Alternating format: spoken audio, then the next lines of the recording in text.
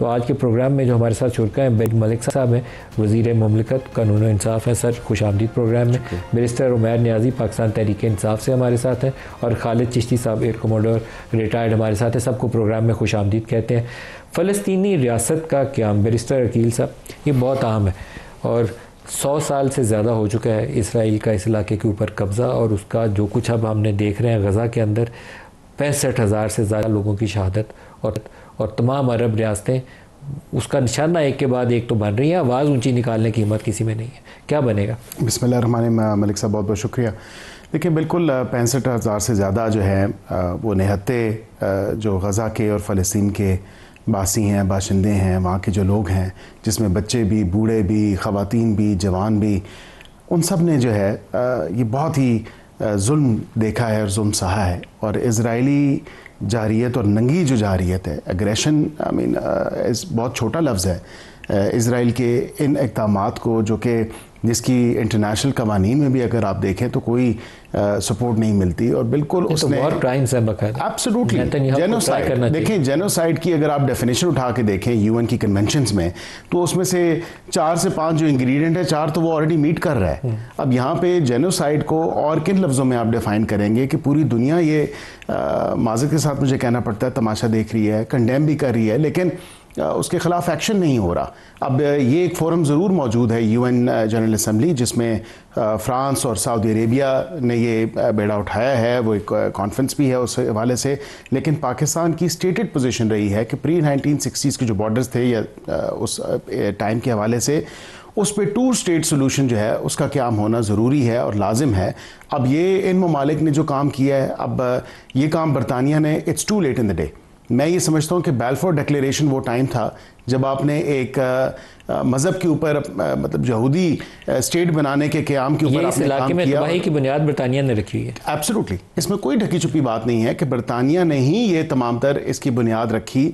और आज अगर बरतानिया इसको इस नज़र से या इस हवाले से वो कहे कि जी हम उसको स्टेटहुड का या एक मुल्क तस्लीम कर रहे हैं फ़लस्तीन को, फ़लस्तीन में माज़र के साथ मुझे अफसोस के साथ ये कहना पड़ता है कि बचा ही क्या है गज़ा के अलावा, और वो भी एक पट्टी भी छोटा सा वो एरिया है जो बच गया है। अब अगर आप प्री 1960s या उस अराउंड के टाइम के अराउंड के बॉर्डर्स की आप बात करते हैं, तो असल तो देखें ना, फ़लस्तीनियों का ये होमलैंड था जो उनसे छीना गया। एक के बाद एक जो है ये एग्रेशन की आपको मिसाल नहीं मिलती, और वो इतनी दहाइयों से ये तमाम तर मामला चलता आ रहा है।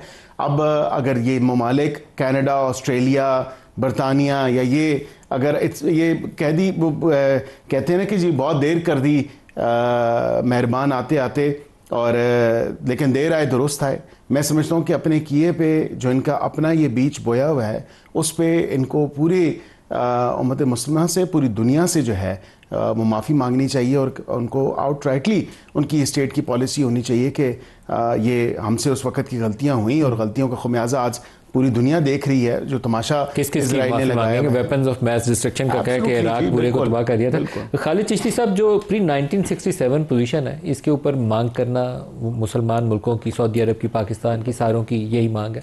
और ये जो ममालिक अब रियासतों को तस्लीम कर रहे हैं, वहाँ से जब तक कोई स्ट्रिंजेंट मेयर्स ना हो, कोई इकनॉमिक सैंक्शंस, ट्रेड सैंक्शंस, जिसकी वजह से इसराइल के आप थोड़ा सा ऊपर दबाव डाल सकें, उसके बगैर ये सोचें कि वो इसराइल बाज आ जाएगा जो 65,000 मुसलमानों को शहीद करके भी अभी दंदनाता फिर रहा है, तो बहुत मुश्किल बात है। बहुत शुक्रिया मलिक साहब। आप तो प्री 67 बात कर रहे हैं, और मैं 1948 की भी बात करना चाहूँगा, जब यहाँ पे ज्यूज सिर्फ 15% थे, और जब यहाँ से पूरी दुनिया से ज्यूज को लाकर आबाद किया गया था। और यही ब्रिटेन जिसका आप जिक्र कर रहे थे, यूके का, उसने ये वादा किया था कि मैं दोनों को एक जस्टिफाइड डिस्ट्रीब्यूशन दूंगा।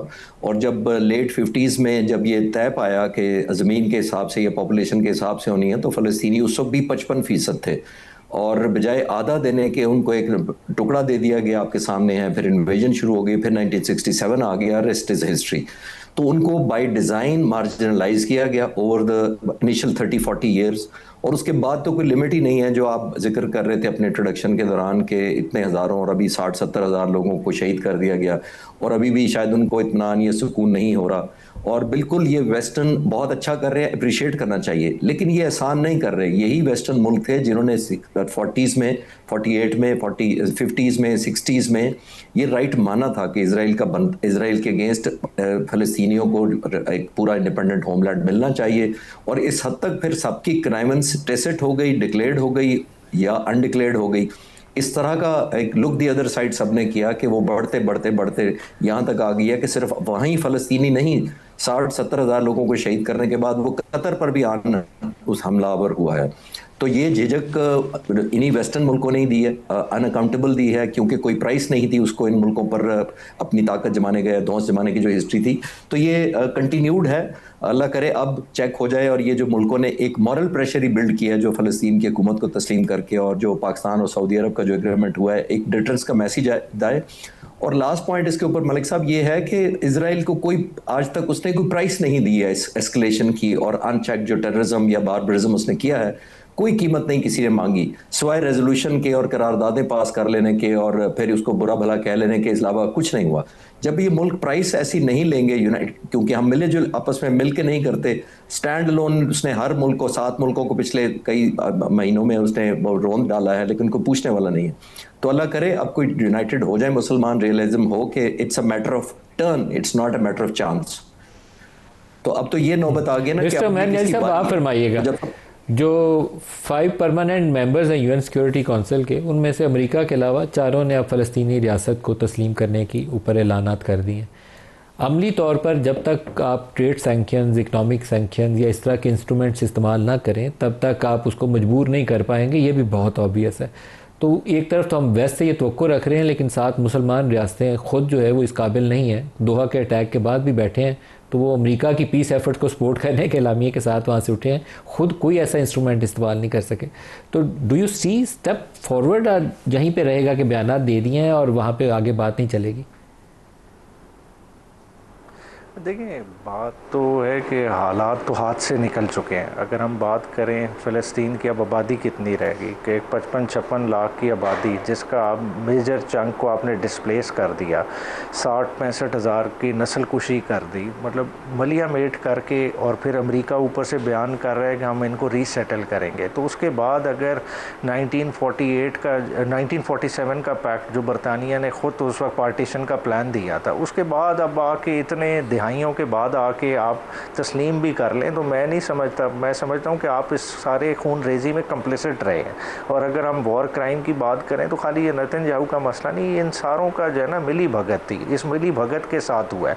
और इस वक्त अरब वर्ल्ड को सोचना चाहिए कि ये तो फ़लस्तीन वाला तो चैप्टर उन्होंने तकरीबन क्लोज़ कर लिया, अब तो ये इनकी तरफ आ गया। कतर का हमला इनकी आँख खोलने के लिए अगर काफ़ी नहीं है, तो उसके बाद भी तो वो अपने नेबर्स के साथ जो कर रहा है वो किसी से ढका छुपा नहीं है। तो ये तो हम खुद जो है ना एक किस्म का जो है ना अपनी आंखें बंद कर रहे हैं। ख़तरा आ गया है। ज़ायनिज़्म का जो प्लान है उन्होंने एक्सपैंड करना ही करना है।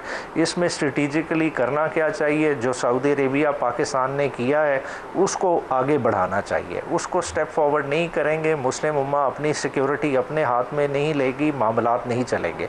इब्राहिम अकॉर्ड जो लॉलीपॉप था उससे बाहर निकलना चाहिए, फिल फोर्स सारे ऐलान करें और इससे निकलें, एक अपना प्रेशर बिल्ड करें। ना किसी ने सैंक्शन लगानी है इसराइल पे जब तक अमेरिका उसके साथ है, तो वो इनकी सैंक्शन इतना मैटर नहीं करेगी। बात है आपको ग्राउंड रियलिटी देख के अपना रिस्पांस देना पड़ेगा, और ग्राउंड रियलिटी यही है कि इसराइल ने एक्सपैंड करना है।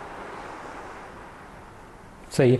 बैरिस्टर वकील साहब, जो इसराइली तरीका वारदात है अभी तक जो समझ में आया, हमास के ऊपर अटैक्स के मामले में भी, जो उन्होंने ईरानियन सिटीज़ के अंदर अटैक किया और उसकी लीडरशिप को हिट किया उसके अंदर भी, और बहुत सारे और वाक़यात के अंदर भी, वो अपने मुखालिफ जो भी रियासतें हैं उनकी लीडरशिप को they try to take them out. Iran के अंदर भी उन्होंने किया, न्यूक्लियर साइंटिस्ट उनके सारे, फ़ौज के उनके सरबरा, उनके रेवोल्यूशनरी गार्ड्स के हेड। अब वो कतर वाला अटैक हमास के अंदर भी यही किया, उन्होंने चुन चुन के एक के बाद एक जो भी लीडर आता था उसको एलिमिनेट करते गए। कतर में दोहा में अटैक हुआ उन पीस नेगोशिएटर्स के अंदर जो अंदर बैठे थे।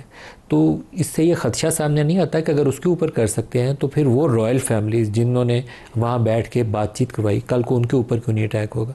सऊदीज़ जिन्होंने अब बहुत राइट मूव किया है कि पाकिस्तान के साथ सिक्योरिटी पैक्ट किया है, खुद Saudi royal family under threat होगी कि क्यों ना ये उसको ऊपर जाके अटैक कर दें। तो ये बिगर पिक्चर के ऊपर इन लोगों को सारों को मिलकर मुसलमान रियासतों को गौर करना चाहिए। ईरानियन जो अटैक था ना, वो फुटप्रिंट्स हैं बाकायदा उस तरीका कार के कि ये किस तरीके से हमलावर होंगे, या हमास की क़यादत को जिस तरीके से उन्होंने वाइप आउट किया, सब कुछ चुन चुन के उन्होंने सालों साल उन पेजर्स पे और उन सेल फोन्स पे लगाए, फिर एक दिन उन्होंने बटन दबा के उस सारों को बारी बारी उनको शहीद किया। आप दुरुस्त कह रहे हैं, और ये अब I think for the peace of regional stability और रीजनल पीस के हवाले से, रीजनल सिक्योरिटी के हवाले से, और रीजन एट लार्ज मैं कहता हूँ, मैं इस चीज़ पे बिलीव करता हूँ कि ये खाली साउथ एशिया रीजन की बात नहीं है, it's region at large plus middle east and MENA region, north Africa और मिडल ईस्ट और साउथ एशिया, ये पूरा अगर कंबाइन करें तो जो मुस्लिम ममालिक हैं, जो सऊदी अरेबिया का बड़ा एक टाइमली और एप्ट मूव है इस तमाम तर मामले के हवाले से कि कतर जैसा मुल्क, अगर आप देखें कि पीस नेगोशिएटर्स हैं और वो मीडिएट करवा रहे थे तमाम तर मामला, और उनको भी जो है जिस किस्म की इजरायली जारियत का सामना करना पड़ा है इन फ्यू स्प्लिट सेकेंड्स, अमरीकी छतरी के नीचे और उस तमाम तर मामले के ऊपर देखें, ये नहीं कहा जा सकता कि कल को इजराइल जो है अपने एक्सपेंशनिस्ट प्लान्स के हवाले से वो किसी और अरब मुल्क के ऊपर हमला नहीं करेगा या इस तरह का कोई अटैक नहीं करेगा। इसके तो खदशात बढ़ जाते हैं दोहा के अटैक के बाद। दोहा के अटैक के बाद बिल्कुल बढ़ते हैं, और मेरे ख्याल से मैंने पहले भी ये जिक्र किया है कि नेटो तर्ज की जो हमारी एक फोर्स है उसको बिल्कुल दीगर अरब ममालिक को भी फॉलो सूट करना चाहिए, और उनको भी चाहिए कि इस हवाले से, क्योंकि 1 और 1 11 होते हैं। मलिक साहब, अब आप स्टैंड अलोन अगर रहेंगे, अगर आप अकेले होंगे तो फिर बिल्कुल उसके ख़तरात भी बढ़ जाएंगे, और तमाम तर OIC के प्लेटफॉर्म से भी एंड अदरवाइज़ भी अगर आप रीजनल पॉइंट ऑफ व्यू से देखें एंड रीजन एट लार्ज, इन ममालिक को चाहिए कि बिल्कुल इसी तर्ज पे जो है वो अपने सिक्योरिटी पैक्ट्स जो हैं, डिफेंस कोऑपरेशन के मैकेनिज्म्स को फर्दर स्ट्रेंथन करना, फर्दर उसको बेशतर अभी खौफज़दा बैठे हुए। ये आर्टिकल 5 किस चीज़ का? ये नेटो का आर्टिकल 5 है, किसी एक के खिलाफ जा रही है, सबके खिलाफ जा रही है, तो वो पाकिस्तान और सऊदी अरब ने उसी एग्रीमेंट को किया। लेकिन अभी भी अगर देखें, उमैर नियाज़ी साहब की ये बात से मैं बिल्कुल इत्तेफाक करता हूँ कि अभी भी इन्होंने अब्राहम अकॉर्ड्स को सस्पेंड नहीं किया, जिन ममालिक ने अपने सफारती ताल्लुकात कायम किए हैं इज़राइल के साथ। माज़रत के साथ मैं भी बग़ैर किसी नाम लिए मैं रिसेंटली ट्रैवल मैंने किया, तो मैंने वहाँ पे किसी एक अरब मुल्क के थ्रू देखा कि तल अवीव की फ़्लाइट अभी भी जा रही है वहाँ से।